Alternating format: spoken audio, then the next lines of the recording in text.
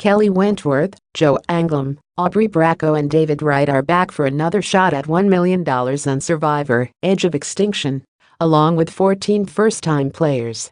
To start the game, the tribes are split into two tribes. Joe and Aubrey are on Kama, while Kelly and David are on Manu.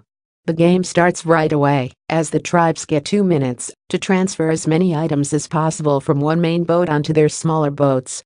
Whatever they're able to get onto their boat will be theirs to bring to camp. Right off the bat, Kelly works hard to secure an alliance by genuinely getting to know the other players on her tribe. We also get introduced to Manu tribe member, Wendy, who immediately opens up to various tribe members about her Tourette's. Meanwhile, Joe tries to fly more under the radar, so he doesn't emerge as an immediate threat like the other times he's played. However, he has some trouble doing so, considering all his fellow tribe members are looking to him for guidance at camp. Of course, there's a secret advantage right away, and Ron from the Kama tribe finds it. He uses his clue to find the envelope, which includes 3 advantages he can choose from, but he has to use it before the third tribal council. Kama, Eric, and Gavin quickly form an alliance and decide they want to make sure a returning player doesn't win. They agree to keep Joe around for a little bit, so he can shield them from coming off as threats, but Aubrey quickly becomes a target.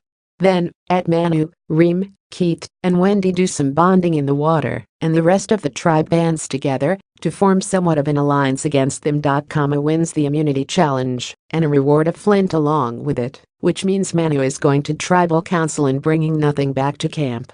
Reem and Wendy are worried Lauren and Kelly are getting too close, and they start pushing Rick to help them get rid of one of the women.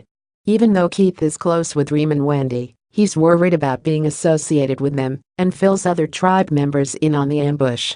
A majority of the tribe members want to keep the tribe strong, though, and decide to target Reem, who they view as a weaker player. Wendy approaches David and Wardog to beg them not to vote out her ally, Reem, which begins to make Wardog a bit weary of Wendy. Now, he wants to go after her instead.